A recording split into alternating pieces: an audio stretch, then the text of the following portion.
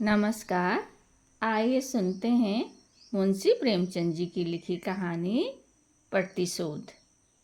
माया अपने तिमंजिले मकान की छत पर खड़ी सड़क की ओर उद्विग्न और अधीर आंखों से ताक रही थी और सोच रही थी, वह अब तक क्यों नहीं आए, कहाँ देर लगाई। इसी गाड़ी से आने को लिखा था। गाड़ी तो आ गई होगी, स्टेशन से मुसाफिर चले आ रहे हैं। इस वक्त तो कोई दूसरी गाड़ी नहीं आती। शायद असबाब वगैरह रखने में देर हुई। यार दोस्त स्टेशन पर बधाई देने के लिए पहुंच गए हों। उनसे फुर्सत मिलेगी तब घर की सुध आएगी। उनकी जगह मैं होती तो सीधे घर आती, दोस्तों से कह देती, जनाब इस वक्त मुझे माफ़ कीजिए, फिर मिलिएगा। मगर दोस्तों में तो उनकी जान बसती है। मिस्टर व्यास लखनऊ के नौजवान मगर अत्यंत प्रतिष्ठित बैरिस्टरों में हैं। 3 महीने से वह एक राजनीतिक मुकदमे की पैरवी करने के लिए सरकार की ओर से लाहौर गए हुए हैं। उन्होंने माया को लिखा था, जीत हो गई, 1 तारीख को मैं शाम की मेल में जरूर पहुंचूंगा। आज वही शाम है। माया ने सारा दिन तैयारी में बिताया, सारा मकान धुलवाया, मकानों की सजावट के सामान साफ कराए, मोटर धुलवाई। ये 3 महीने उसने तपस्या के काटे थे। मगर अब तक मिस्टर व्यास नहीं आए। उनकी छोटी बच्ची तिलोत्मा आकर उसके पैरों में चिपट गई और बोली, अम्मा बाबूजी कब आएंगे। माया ने उसे गोद में उठा लिया और चूम कर बोली, आते ही होंगे बेटी, गाड़ी तो कब की आ गई। तिलोत्मा, मेरे लिए अच्छी गुड़िया लाते होंगे। माया ने कुछ जवाब न दिया। इंतजार अब गुस्से में बदलता जा रहा था। वह सोच रही थी, जिस तरह मुझे हजरत परेशान कर रहे हैं उसी तरह मैं भी उनको परेशान करूंगी। घंटे भर तक बोलूंगी ही नहीं। आकर स्टेशन पर बैठे हुए हैं, जलाने में उन्हें मज़ा आता है। यह उनकी पुरानी आदत है। दिल को क्या करूं? नहीं, जी तो यही चाहता है कि जैसे वो मुझसे बेरुखी दिखलाते हैं उसी तरह मैं भी उनकी बात न पूछूं। यकायक एक नौजवान ने ऊपर आकर कहा, बहू जी लाहौर से यह तार आया है। माया अंदर ही अंदर जल उठी। उसे ऐसा मालूम हुआ कि जैसे बड़े जोर की हरारत हो गई हो। बरबस ख्याल आया, सिवाय इसके और क्या लिखा होगा कि इस गाड़ी से ना आ सकूंगा। तार दे देना कौन मुश्किल है, मैं भी क्यों न तार दे दूं कि मैं 1 महीने के लिए मैके जा रही हूँ। नौकर से कहा, तार ले जाकर कमरे में मेज पर रख दो। मगर फिर कुछ सोचकर उसने लिफाफा ले लिया और खोला ही था कि कागज हाथ से छूटकर गिर पड़ा। लिखा था, मिस्टर व्यास को आज 10 बजे रात किसी बदमाश ने कत्ल कर दिया। कई महीने बीत गए मगर खूनी का अब तक पता नहीं चला। खुफिया पुलिस के अनुभवी लोग उसका सुराग लगाने की फिक्र में परेशान हैं। खूनी को गिरफ्तार करा देने वालों को 20,000 रुपये इनाम दिए जाने का ऐलान कर दिया गया है, मगर कोई नतीजा नहीं। जिस होटल में मिस्टर व्यास ठहरे थे उसी में 1 महीने से माया ठहरी हुई है। उस कमरे से उसे प्यार सा हो गया है। उसकी सूरत इतनी बदल गई है कि अब उसे पहचानना मुश्किल है। मगर उसके चेहरे पर बेकसी या दर्द का पीलापन नहीं, क्रोध की गर्मी दिखाई पड़ती है। उसके नशीली आंखों में अब खून की प्यास है और प्रतिशोध की लपट। उसके शरीर का एक एक कण प्रतिशोध की आग से जल रहा है। अब यही उसके जीवन का ध्येय, यही उसकी सबसे बड़ी अभिलाषा है। उसके प्रेम की सारी निधि अब यही प्रतिशोध का आवेग है। जिस पापी ने उसके जीवन का सर्वनाश कर दिया उसे अपने सामने तड़पते देखकर ही उसकी आंखें ठंडी होंगी। खुफिया पुलिस भय और लोभ जांच और पड़ताल से काम ले रही है, मगर माया ने अपने लक्ष्य पर पहुंचने के लिए एक दूसरा ही रास्ता अपनाया है। मिस्टर व्यास को प्रेत विद्या से लगाव था। उनकी संगति में माया ने कुछ आरंभिक अभ्यास किया था।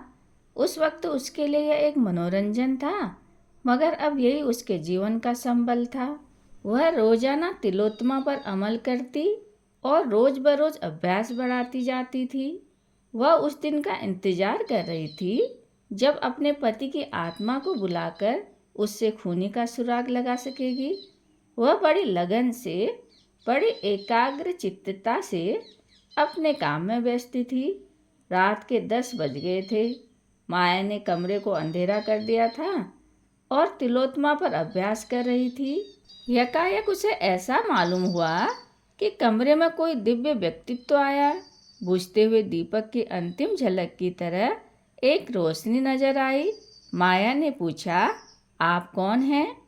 तिलोत्तमा ने हंसकर कहा, तुम मुझे नहीं पहचानती? मैं ही तुम्हारा मनमोहन हूँ, जो दुनिया में मिस्टर व्यास के नाम से मशहूर था। आप खूब आए। मैं आपसे खूनी का नाम पूछना चाहती हूँ। उसका नाम है ईश्वर दास। कहाँ रहता है? शाहजहाँपुर। माया ने मोहल्ले का नाम, मकान का नंबर, सूरत, शक्ल सब कुछ विस्तार के साथ पूछा और कागज पर नोट कर लिया। तिलोत्तमा जरा देर में उठ बैठी। जब कमरे में फिर रोशनी हुई तो माया का मुरझाया हुआ चेहरा विजय की प्रसन्नता से चमक रहा था। उसके शरीर में एक नया जोश लहरें मार रहा था कि जैसे प्यासे से मरते हुए मुसाफिर को पानी मिल गया हो। उसी रात को माया ने लाहौर से शाहजहाँपुर आने का इरादा किया। रात का वक्त पंजाब मेल बड़ी तेजी से अंधेरे को चीरती हुई चली जा रही थी। माया एक सेकंड क्लास के कमरे में बैठी सोच रही थी कि शाहजहाँपुर में कहाँ ठहरेगी, कैसे ईश्वरदास का मकान तलाश करेगी और कैसे उससे खून का बदला लेगी। उसके बगल में तिलोत्तमा बेखबर सो रही थी। सामने ऊपर के बर्थे पर एक आदमी नींद में गाफिल पड़ा हुआ था। यकायक गाड़ी का कमरा खुला और 2 आदमी कोट पतलून पहने हुए कमरे में दाखिल हुए। दोनों अंग्रेज थे। एक माया की तरफ बैठा और दूसरा दूसरी तरफ। माया सिमट कर बैठ गई। इन आदमी को यूं बैठना उसे बहुत बुरा मालूम हुआ। वह कहना चाहती थी, आप लोग दूसरी तरफ बैठें, पर वही औरत जो खून का बदला लेने जा रही थी, सामने यह खतरा देखकर कांप उठी। वह दोनों शैतान उसे सिमटते देखकर और भी करीब आ गए। माया अब वहां न बैठ सकी। वह उठकर दूसरे बर्थ पर जाना चाहती थी कि उसमें से एक ने उसका हाथ पकड़ लिया। माया ने जोर से हाथ छुड़ाने की कोशिश करके कहा, तुम्हारी सामत तो नहीं आई है, छोड़ दो मेरा हाथ, सुअर। इस पर दूसरे आदमी ने उठकर माया को सीने से लिपटा लिया और लड़खड़ाती हुई जवान से बोला, वेल, हम तुमको बहुत सा रुपया देगा। माया ने उसी सारी ताकत से ढकेलने की कोशिश करते हुए कहा, हट जा हरामजादे, वरना अभी तेरा सर तोड़ दूंगी। दूसरा आदमी भी उठ खड़ा हुआ और दोनों मिलकर माया को बर्थ पर लिटाने की कोशिश करने लगे। यकायक यह खटपट सुनकर ऊपर के बर्थ पर सोया हुआ आदमी चौंका। उन बदमाशों की हरकत देखकर ऊपर से कूद पड़ा। दोनों गोरे उसे देखकर माया को छोड़ उसकी तरफ झपटे और उसे घूंसे मारने लगे। दोनों उस पर ताबड़तोड़ हमला कर रहे थे और वह हाथों से अपने को बचा रहा था। उसे वार करने का कोई मौका न मिलता था। यकायक उसने उचक कर अपने बिस्तर में से एक छुरा निकाल दिया और आस्तीना समेट कर बोला, तुम दोनों अगर अभी बाहर न चले गए तो मैं एक को भी जीता न छोड़ूंगा। दोनों गोरे छुरा देखकर डरे, मगर वह भी निहत्थे न थे।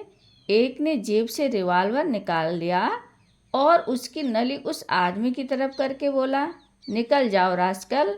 माया थर थर काँप रही थी। न जाने क्या आफत आने वाली है, मगर खतरा हमारी छिपी हुई हिम्मतों की पूंजी है। खतरे में पड़कर हम भय की सीमाओं के आगे बढ़ जाते हैं, कुछ कर गुजरते हैं जिस पर हमें खुद हैरत होती है।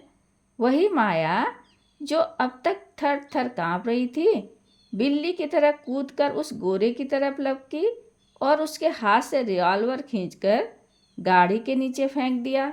गोरे ने खिसियाकर माया को दांत काटना चाहा, मगर माया ने जल्दी से हाथ खींच लिया और खतरे की जंजीर के पास जाकर उसे जोर से खींचा। दूसरा गोरा अब तक किनारे खड़ा था। उसके पास कोई हथियार न था, इसलिए वह छुरी के सामने न आना चाहता था। जब उसने देखा कि माया ने जंजीर खींच ली तो भीतर का दरवाज़ा खोलकर भागा। उसका साथी भी उसके पीछे पीछे भागा। चलते चलते छुरी वाले आदमी ने उसे इतने जोर से धक्का दिया कि वह मुंह के बल गिर पड़ा। फिर तो उसने इतनी ठोकरें, इतनी लातें और इतने घूंसे जमाए कि उसके मुंह से खून निकल पड़ा। इतने में गाड़ी रुक गई और गार्ड लालटेन लेते आता दिखाई दिया, मगर वह दोनों शैतान गाड़ी को रुकते देख बेतहाशा नीचे कूद पड़े और उस अंधेरे में न जाने कहाँ खो गए। गार्ड ने भी ज़्यादा छानबीन न की और करता भी तो उस अंधेरे में पता लगाना मुश्किल था। दोनों तरफ खड्डे थे, शायद किसी नदी के पास थी। वहाँ 200 आदमी उस वक्त बड़ी आसानी से छिप सकते थे। 10 मिनट तक गाड़ी खड़ी रही, फिर चल पड़ी। माया ने मुक्ति की सांस लेकर कहा, आप आज न होते तो ईश्वर ही जाने मेरा क्या हाल होता। आपके कहीं चोट तो नहीं आई? बिल्कुल नहीं। मैं ऐसा बेसुध सोया हुआ था कि उन बदमाशों के आने की खबर ही न हुई, वरना मैंने उन्हें अंदर पाँव ही न रखने दिया होता। अगले स्टेशन पर रिपोर्ट करूँगा। माया, जी नहीं, खामखा की बदनामी और परेशानी होगी। रिपोर्ट करने से कोई फ़ायदा नहीं। ईश्वर ने आज मेरी आबरू रख ली। मेरा कलेजा अभी तक धड़ धड़ कर रहा है। आप कहाँ तक चलेंगे? मुझे शाहजहाँपुर जाना है। वहीं तक तो मुझे भी जाना है। शुभ नाम क्या है? कम से कम अपने उपकारक के नाम से तो अपरिचित न रहूं। मुझे तो ईश्वरदास कहते हैं। माया का कलेजा धक से हो गया। जरूर यह वही खूनी है। इसकी शक्ल सूरत भी वही है जो उसे बतलाई गई थी। उसने डरते डरते पूछा, आपका मकान किस मोहल्ले में है? मैं रहता हूँ। माया का दिल बैठ गया। उसने खिड़की से सिर बाहर निकालकर एक लंबी सांस ली। हाय, खूनी मिला भी तो इस हालत में, जब वह उसके एहसान के बोझ से दबी हुई है। क्या उस आदमी को वह खंजर का निशाना बना सकती है जिसने बगैर किसी परिचय के, सिर्फ हमदर्दी के जोश में ऐसे गाढ़े वक्त में उसकी मदद की? जान पर खेल गया। वह एक अजीब उलझन में पड़ गई। उसने उसके चेहरे की तरफ देखा। शराफत झलक रही थी। ऐसा आदमी खून कर सकता है, इसमें उसे संदेह था। ईश्वरदास ने पूछा, आप लाहौर से आ रहे हैं ना? शाहजहाँपुर में कहाँ जाइएगा? अभी तो कहीं धर्मशाला में ठहरूंगी। मकान का इंतजाम करना है। ईश्वरदास ने ताज्जुब से पूछा, तो वहाँ आप किसी दोस्त या रिश्तेदार के यहाँ नहीं जा रही हैं? कोई न कोई मिल ही जाएगा। यूँ आपका असली मकान कहाँ है? असली मकान पहले लखनऊ था, अब कहीं नहीं है। मैं बेवा हूँ। ईश्वरदास ने शाहजहाँपुर में माया के लिए एक अच्छा मकान तय कर दिया। एक नौकर भी रख दिया। दिन में कई बार हालचाल पूछने आता।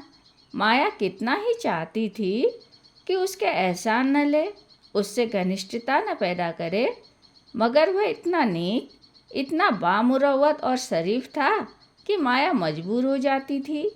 एक दिन वह कई गमले और फर्नीचर लेकर आया।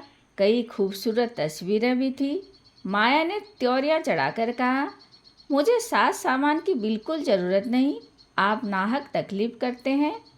ईश्वरदास ने इस तरह लज्जित होकर कि जैसे उससे कोई भूल हो गई हो, कहा, मेरे घर में यह चीज़ें बेकार पड़ी थी, लाकर रख दी। मैं इस टीम टाम की चीज़ों का गुलाम नहीं बनना चाहती।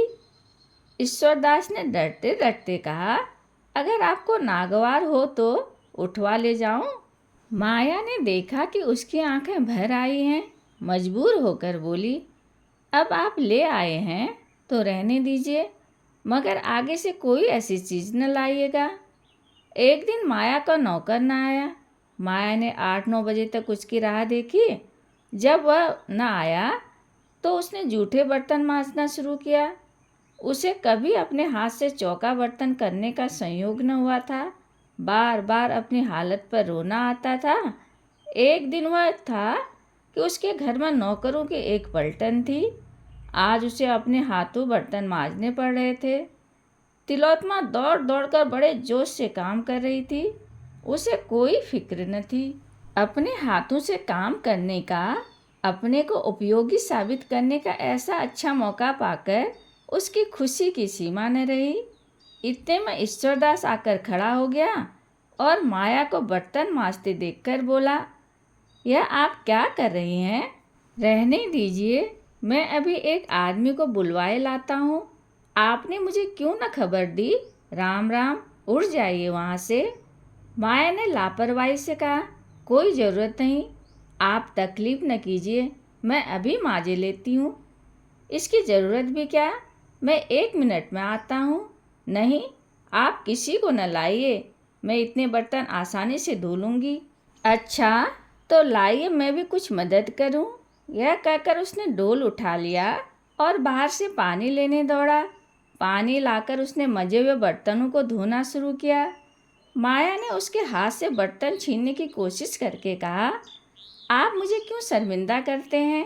रहने दीजिए, मैं अभी साफ किए डालती हूँ। आप मुझे शर्मिंदा करती हैं या मैं आपको शर्मिंदा कर रहा हूँ? आप यहाँ मुसाफिर हैं, मैं यहाँ का रहने वाला हूँ। मेरा धर्म है कि आपकी सेवा करूँ। आपने एक ज्यादती तो यह की कि मुझे जरा भी खबर न दी। अब दूसरी ज्यादती यह कर रही हैं, मैं इसे बर्दाश्त नहीं कर सकता। ईश्वरदास ने जरा सी देर में सारे बर्तन साफ करके रख दिए। ऐसा मालूम होता था कि वह ऐसे कामों का आदी है। बर्तन धोकर उसने सारे बर्तन पानी से भर दिए और तब माथे से पसीना पोंछता हुआ बोला, बाजार से कोई चीज़ लानी हो तो बतला दीजिए, अभी ला दूँ। माया, जी नहीं, माफ़ कीजिए, आप अपने घर का रास्ता लीजिए। ईश्वरदास, तिलोत्तमा, आओ, आज तुम्हें सैर करा लाएं। माया, जी नहीं, रहने दीजिए, इस वक्त सैर करने नहीं जाती। माया ने यह शब्द इतने रूखेपन से कहे कि ईश्वरदास का मुंह उतर गया। उसने दोबारा कुछ न कहा, चुपके से चला गया। उसके जाने के बाद माया ने सोचा, मैंने उसके साथ कितनी बेमुरवती की। रेलगाड़ी की उस दुखद घटना के बाद उसके दिल में बराबर प्रतिशोध और मनुष्यता में लड़ाई छिड़ी हुई थी। अगर ईश्वरदास उस मौके पर स्वर्ग के एक दूत की तरह न आ जाता तो आज उसकी क्या हालत होती, यह ख्याल करके उसके रोए खड़े हो जाते थे और ईश्वरदास के लिए उसके दिल की गहराइयों से कृतज्ञता के शब्द निकलते। क्या अपने ऊपर इतना बड़ा एहसान करने वाले के खून से अपने हाथ रंगेगी? लेकिन उसी के हाथों से उसे यह मनहूस दिन भी तो देखना पड़ा। इसी के कारण तो उसने रेल का वह सफ़र किया था, वरना वह अकेले बिना किसी दोस्त या मददगार के सफ़र ही क्यों करती। उसी के कारण तो आज यह वैधव्य की विपत्तियां झेल रही है और सारी उम्र झेलेगी। इन बातों का ख्याल करके उसकी आंखें लाल हो गई और मुंह से एक गर्म आह निकल जाती और जी चाहता इसी वक्त कटार लेकर चल पड़े और उसका काम तमाम कर दे। आज माया ने अंतिम निश्चय कर लिया। उसने ईश्वरदास की दावत की थी, यही उसकी आखिरी दावत होगी। ईश्वरदास ने उस पर एहसान जरूर किए हैं, लेकिन दुनिया में कोई एहसान, कोई नेकी उस शोक के दाग को मिटा सकती है। रात के 9 बजे ईश्वरदास आया तो माया ने अपनी वाणी में प्रेम का आवेग भरकर कहा, बैठिए, आपके लिए गर्म गर्म पूड़ियाँ निकाल दूँ। ईश्वरदास, क्या अभी तक आप मेरे इंतजार में बैठी हुई हैं, नाहक गर्मी में परेशान हुई? माया ने थाली परसकर उसके सामने रखते हुए कहा, मैं खाना पकाना नहीं जानती, अगर कोई चीज़ अच्छी न लगे तो माफ़ कीजिएगा।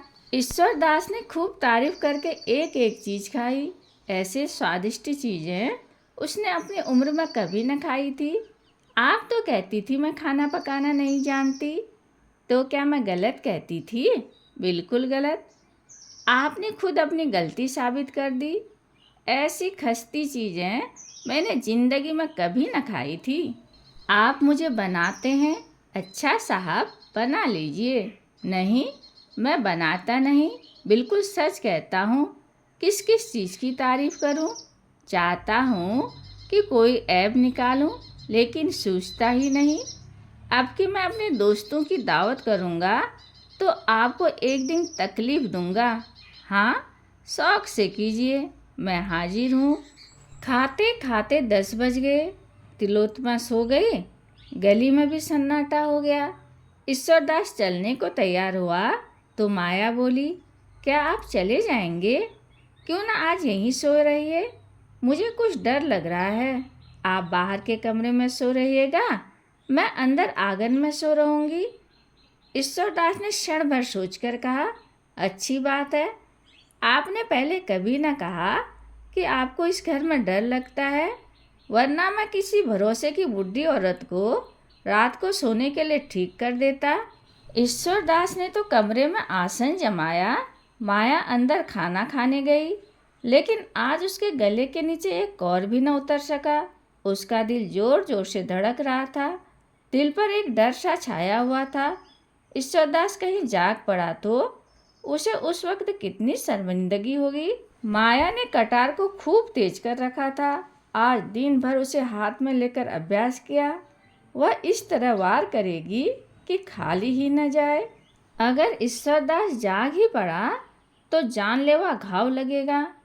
जब आधी रात हो गई और ईश्वरदास के खर्राटों की आवाज़ें कानों में आने लगी तो माया कटार लेकर उठी, पर उसका सारा शरीर कांप रहा था। भय और संकल्प, आकर्षण और घृणा एक साथ कभी उसे एक कदम आगे बढ़ा देती, कभी पीछे हटा देती। ऐसा मालूम होता था कि जैसे सारा मकान, सारा आसमान चक्कर खा रहा है। कमरे की हर एक चीज़ घूमती हुई नजर आ रही थी। मगर एक क्षण में यह बेचैनी दूर हो गई और दिल पर डर छा गया। वह दबे पांव ईश्वरदास के कमरे तक आई, फिर उसके कदम वहीं जम गए। उसकी आंखों से आंसू बहने लगे। मैं कितनी कमज़ोर हूँ। जिस आदमी ने मेरा सर्वनाश कर दिया, मेरी हरी भरी खेती उजाड़ दी, मेरे लहलाते हुए उपवन को वीरान कर दिया, मुझे हमेशा के लिए आग के जलते हुए कुंड में डाल दिया। उससे मैं खून का बदला भी नहीं ले सकती। वह मेरी ही बहनें थी जो तलवार और बंदूक लेकर मैदान में लड़ती थी, दहकती हुई चिता में हंसते हंसते बैठ जाती थी। उसे उस वक्त ऐसा मालूम हुआ कि मिस्टर बैस सामने खड़े हैं और उसे आगे बढ़ने की प्रेरणा कर रहे हैं। कह रहे हैं, क्या तुम मेरे खून का बदला न लोगी? मेरी आत्मा प्रतिशोध के लिए तड़प रही है। क्या उसे हमेशा हमेशा यूं ही तड़पाती रहोगी? क्या यही वफा की शर्त थी? इन्हीं विचारों ने माया की भावनाओं को भड़का दिया। उसकी आंखें खून की तरह लाल हो गई, होंठ दांतों के नीचे दब गए और कटार के हत्थे पर मुट्ठी बंध गई। एक उन्माद सा छा गया। उसने कमरे के अंदर पैर रखा, मगर ईश्वरदास की आंखें खुल गई थी। कमरे में लालटेन की मंदिम रोशनी थी। माया की आहट पाकर वह चौंका और सिर उठाकर देखा तो खून सर्द हो गया। माया पहले की मूर्ति बनी हाथ में नंगी कटा लिए उसकी तरफ चली आ रही थी।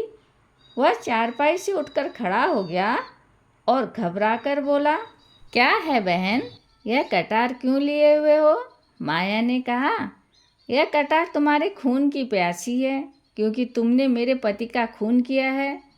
ईश्वरदास का चेहरा पीला पड़ गया। बोला, मैंने? हाँ, तुम्ही ने लाहौर में मेरे पति की हत्या की, जब वे एक मुकदमे की पैरवी करने गए थे। क्या तुम इससे इनकार कर सकते हो? मेरे पति की आत्मा ने खुद तुम्हारा पता बतलाया है। तो तुम बैरिस्टर व्यास की बीवी हो? हाँ, मैं उनकी बदनसीब बीवी हूँ और तुम मेरा सुहाग लूटने वाले हो। जो तुमने मेरे ऊपर एहसान किए हैं, लेकिन एहसानों से मेरे दिल की आग नहीं बुझ सकती, वह तुम्हारी खून से ही बुझेगी। ईश्वरदास ने माया की ओर याचना भरी आंखों से देखकर कहा, अगर आपका यही फैसला है तो लीजिए, यह सर हाजिर है। अगर मेरे खून से आपके दिल की आग बुझ जाए तो मैं खुद उसे आपके कदमों में गिरा दूंगा। लेकिन जिस तरह आप मेरे खून से अपनी तलवार की प्यास बुझाना अपना धर्म समझती हैं, उसी तरह मैंने भी मिस्टर व्यास को कल्ल करना अपना धर्म समझा। आपको मालूम है, वह एक राजनीतिक मुकदमे की पैरवी करने लाहौर गए थे, लेकिन मिस्टर व्यास ने जिस तरह अपनी ऊंची कानूनी लियाकत का इस्तेमाल किया, पुलिस को झूठी शहादतों की तैयारी करने में जिस तरह मदद की, जिस बेरहमी और बेदर्दी से बेकस और ज़्यादा बेगुनाह नौजवानों को तबाह किया, उसे मैं सह न सकता था। उन दिनों अदालत में तमाशाइयों की बेहिंतिया भीड़ रहती थी। सभी अदालत से मिस्टर व्यास को कोसते हुए जाते थे और मैं मुकदमे की हकीकत को जानता था। इसलिए मेरी अंतरात्मा सिर्फ कोसने और गालियां देने से शांत न हो सकती थी। मैं आपसे क्या कहूँ, मिस्टर व्यास ने आंखें खोलकर समझा बूझकर झूठ को सच साबित किया और कितने ही घरानों को बेचिराग कर दिया। आज कितनी माएँ अपने बेटों के लिए खून के आंसू रो रही हैं, कितनी ही औरतें रंडापे की आग में जल रही हैं। पुलिस कितने ही जातियाँ करें, हम परवाह नहीं करते। पुलिस से हम इसके सिवा और उम्मीद नहीं रखते। उसमें ज़्यादातर जाहिल सौदे लुच्चे भरे हुए हैं। सरकार ने इस महकमे को कायम ही इसलिए किया है कि वह रियाया को तंग करे, मगर वकीलों से हम इंसाफ की उम्मीद रखते हैं। हम उनकी इज्जत करते हैं। वे उच्च कोटि के पढ़े लिखे सजग लोग होते हैं। जब ऐसे आदमियों को हम पुलिस के हाथों की कठपुतली बना हुआ देखते हैं तो हमारे क्रोध की सीमा नहीं रहती। मैं मिस्टर व्यास का प्रशंसक था, मगर जब मैंने उन्हें बेगुनाह मुलजिमों से जबरन जुर्म का इकबाल कराते देखा तो मुझे उनसे नफरत हो गई। गरीब मुलजिम रात दिन भर उल्टे लटकाए जाते थे, सिर्फ इसलिए कि वह अपना जुर्म, जो उन्होंने कभी नहीं किया, इकबाल कर लें। उनकी नाक में लाल मिर्च का धुआं डाला जाता था। मिस्टर व्यास यह सारी जातियाँ सिर्फ अपनी आंखों से देखते ही नहीं थे, बल्कि उन्हीं के इशारों पर वह की जाती थी। माया के चेहरे की कठोरता जाती रही, उसकी जगह जायद गुस्से की गर्मी पैदा हुई। बोली, इसका आपके पास कोई सबूत है कि उन्हें मुलजिमों पर ऐसी सख्तियाँ की? यह सारी बातें आम तौर पर मशहूर थी, लाहौर का बच्चा बच्चा जानता है। मैंने खुद अपनी आंखों से देखा। इसके सिवा मैं और क्या सबूत दे सकता हूँ? उन बेचारों का बस इतना कसूर था कि वह हिंदुस्तान के सच्चे दोस्ती थे। अपना सारा वक्त प्रजा की शिक्षा और सेवा में खर्च करते थे, भूखे रहते थे, प्रजा पर पुलिस हुक्काम की सख्तियाँ न होने देते थे। यही उनका गुनाह था और इसी गुनाह की सज़ा दिलाने में मिस्टर व्यास पुलिस के दाहिने हाथ बने हुए थे। माया के हाथ से खंजर गिर पड़ा, उसकी आंखों में आंसू भर आए। बोली, मुझे न मालूम था कि वे ऐसी हरकतें भी कर सकते हैं। ईश्वर दास ने कहा, यह न समझिए कि मैं आपकी तलवार से डरकर वकील साहब पर झूठे इल्ज़ाम लगा रहा हूँ। मैंने कभी ज़िंदगी की परवाह नहीं की। मेरे लिए कौन रोने वाला बैठा हुआ है जिसके लिए ज़िंदगी की परवाह करूँ? अगर आप समझती हैं कि मैंने अनुचित हत्या की है तो आप इस तलवार को उठाकर इस ज़िंदगी को ख़त्म कर दीजिए। मैं ज़रा भी नहीं झिझकूंगा। अगर आप तलवार न उठा सके तो पुलिस को खबर कर दीजिए, वह बड़ी आसानी से मुझे दुनिया से रुखसत कर सकती है। सबूत मिल जाना मुश्किल न होगा। मैं खुद पुलिस के सामने जुर्म का इकबाल कर लेता, मगर मैं इसे जुर्म नहीं समझता। अगर एक जान से सैकड़ों जानें बच जाएं तो वह खून नहीं है। मैं सिर्फ इसलिए ज़िंदा रहना चाहता हूँ कि शायद किसी ऐसे ही मौके पर मेरी फिर ज़रूरत पड़े। माया ने रोते हुए कहा, अगर तुम्हारा बयान सही है तो मैं अपना खून माफ़ करती हूँ। तुमने जो किया या बेजा किया, इसका फैसला ईश्वर करेगा। तुमसे मेरी प्रार्थना है कि मेरे पति के हाथों जो घर तबाह हुए हैं उनका मुझे पता बतला दो, शायद मैं उनकी कुछ सेवा कर सकूं। कहानी सुनने के लिए धन्यवाद।